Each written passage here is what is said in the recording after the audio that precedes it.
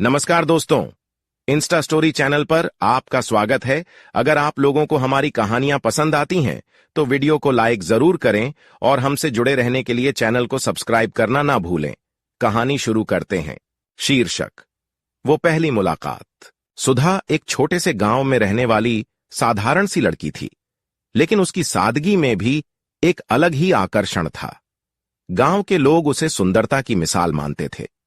उसकी आंखें गहरी, चेहरे पर हमेशा एक हल्की मुस्कान और दिल में किसी अजनबी का इंतजार। उसकी दुनिया उसकी किताबें, खेत खलिहान और घर के छोटे मोटे कामों तक सीमित थीं, लेकिन उसे अपने जीवन में कुछ कमी महसूस होती थी, शायद प्यार की, शायद किसी साथी की। रमेश उसी गांव में रहने वाला एक गरीब लड़का था। उसकी जिंदगी संघर्षों से भरी थी। उसके माता पिता बचपन में ही दुनिया छोड़ चुके थे और उसे अपने छोटे भाई बहनों की परवरिश करनी पड़ रही थी। पढ़ाई में होशियार होने के बावजूद गरीबी के चलते उसे स्कूल छोड़कर काम पर लगना पड़ा। गांव के लोग उसकी मेहनत और ईमानदारी की सराहना करते थे, लेकिन कोई उसके हालात को समझता नहीं था। रमेश खुद को एक अजनबी की तरह महसूस करता था, जैसे उसे इस दुनिया में जगह ही नहीं मिली हो। सुधा और रमेश का रास्ता कभी टकराया नहीं था। दोनों एक ही गांव में रहते हुए भी एक दूसरे से अपरिचित थे, लेकिन एक दिन जैसे किस्मत ने उन दोनों को मिलाने का फैसला किया। उस दिन गांव के मंदिर में एक उत्सव था। सुधा अपने परिवार के साथ वहां पहुंची थी और रमेश भी वहां काम के सिलसिले में आया हुआ था। भीड़ में अचानक से सुधा की नजर रमेश पर पड़ी। वह पहली बार रमेश को देख रही थी। उसकी आंखों में कुछ खास था, जैसे वो सारी दुनिया की तकलीफें समेटे हुए हो, लेकिन फिर भी उनमें उम्मीद की एक रोशनी थी। सुधा ने रमेश को एक अनजान जिज्ञासा से देखा, लेकिन वह कुछ समझ नहीं पाई।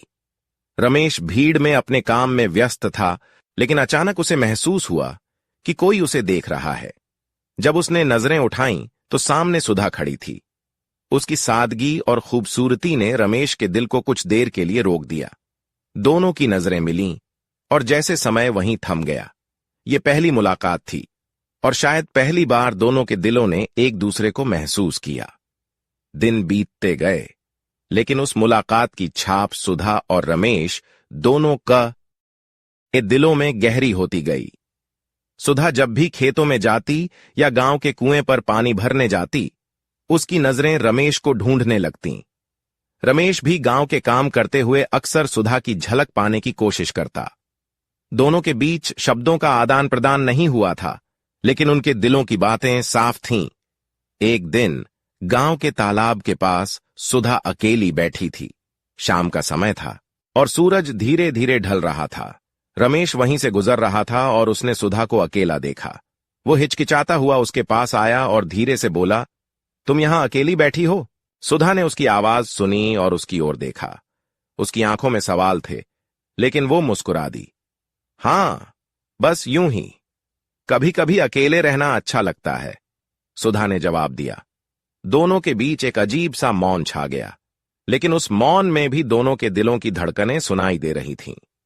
रमेश ने हिम्मत जुटाकर कहा, मैंने तुम्हें मंदिर में देखा था।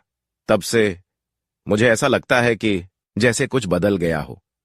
सुधा ने उसकी बात सुनी और हल्की मुस्कान दी। उसने कहा, मैंने भी तुम्हें देखा था। तुम्हारी आंखों में कुछ खास है, जैसे तुमने बहुत कुछ झेला हो, लेकिन फिर भी तुम उम्मीद नहीं छोड़ते। रमेश को उसकी ये बात सुनकर हैरानी हुई। उसने कभी नहीं सोचा था कि कोई उसकी आंखों में उसकी जिंदगी की कहानी पढ़ लेगा।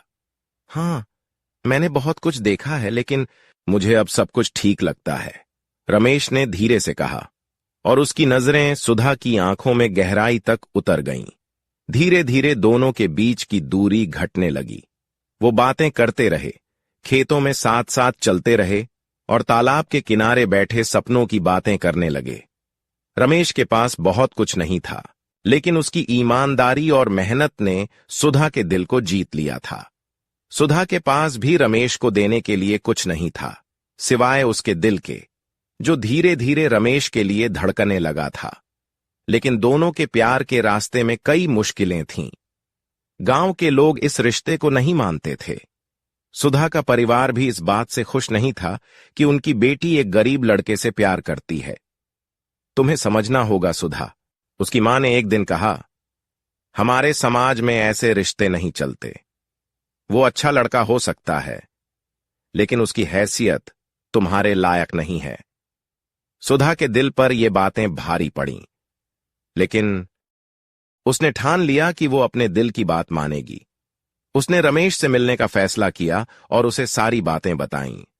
रमेश ने उसकी बात सुनी और फिर बड़े प्यार से कहा, मैं तुम्हें किसी मुश्किल में नहीं डालना चाहता सुधा।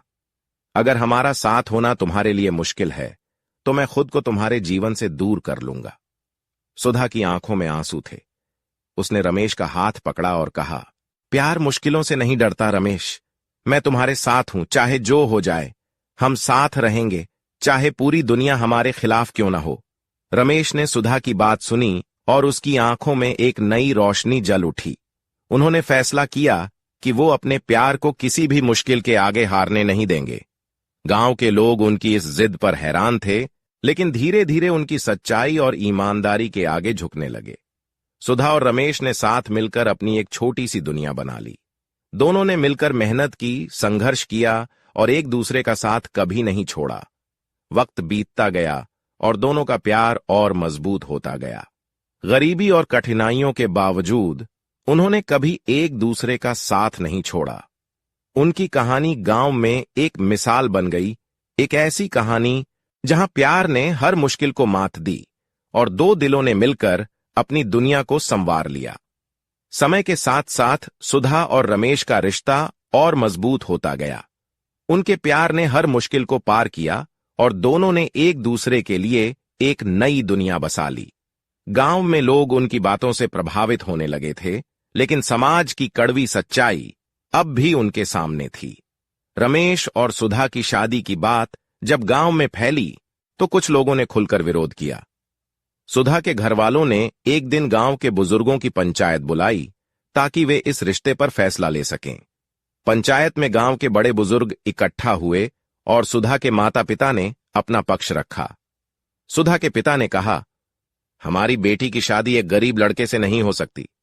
हमारा परिवार इज्जतदार है और हम नहीं चाहते कि हमारी बेटी किसी ऐसे लड़के के साथ अपना जीवन बिताए जिसके पास 2 वक्त की रोटी का ठिकाना नहीं है। गांव के कई लोग उनकी बात से सहमत थे। वहीं दूसरी ओर रमेश खड़ा था, चुपचाप। उसकी आंखों में कोई शिकायत नहीं थी, केवल सम्मान था। वह जानता था कि समाज की यह सोच बदलना आसान नहीं होगा, लेकिन सन ने सुधा से वादा किया था कि वह उसे कभी अकेला नहीं छोड़ेगा। पंचायत के मुखिया ने रमेश से कहा, बेटा, हमें तुम्हारी मेहनत पर कोई शक नहीं है, लेकिन क्या तुम इस बात का भरोसा दिला सकते हो कि तुम सुधा को एक सुखी जीवन दे पाओगे? रमेश ने धीरे से कहा, मैं गरीब हो सकता हूं, लेकिन मेरा दिल अमीर है। मैं ईमानदारी और मेहनत से अपनी और सुधा की दुनिया बसाऊंगा। मैं कभी उसे किसी तकलीफ में नहीं डालूंगा। प्यार और सम्मान से उसका साथ दूंगा और यही सबसे बड़ी दौलत है। सुधा ने भी हिम्मत जुटाकर पंचायत के सामने कहा, मैंने रमेश का दिल देखा है, उसकी सच्चाई और उसके संघर्षों को जाना है। मैं जानती हूं कि पैसा जरूरी है, लेकिन उससे ज्यादा जरूरी है साथ, और रमेश का साथ मेरे लिए सबसे बड़ी दौलत है। मैं उससे प्यार करती हूं और मैं उसके साथ हर मुश्किल को पार करने के लिए तैयार हूं। उनकी बातें सुनकर पंचायत के लोग कुछ देर के लिए चुप हो गए। रमेश की ईमानदारी और सुधा के प्यार ने उन्हें सोचने पर मजबूर कर दिया था। एक बुजुर्ग जो गांव के सबसे सम्मानित व्यक्ति थे, उन्होंने कहा, हमने जीवन में देखा है कि पैसा सब कुछ नहीं होता। अगर इन दोनों के दिल में सच्चा प्यार है तो इन्हें अलग करना सही नहीं होगा। धीरे धीरे गांव के लोग इस रिश्ते को स्वीकारने लगे। पंचायत ने भी फैसला किया कि अगर सुधा और रमेश एक दूसरे के साथ जीवन बिताना चाहते हैं तो उन्हें रोकना सही नहीं होगा।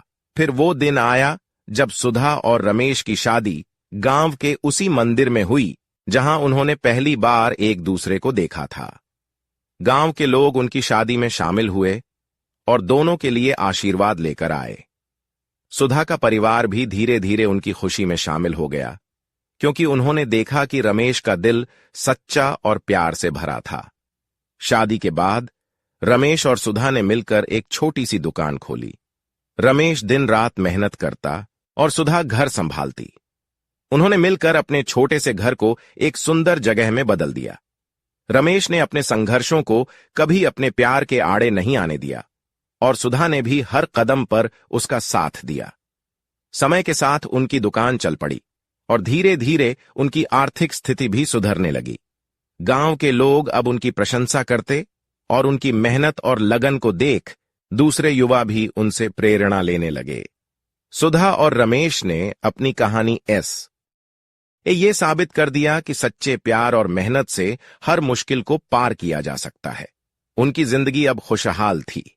गरीबी के बावजूद उन्होंने अपने प्यार से एक ऐसी दुनिया बना ली थी जहां सच्चाई, मेहनत और एक दूसरे का साथ सबसे बड़ी पूंजी थी।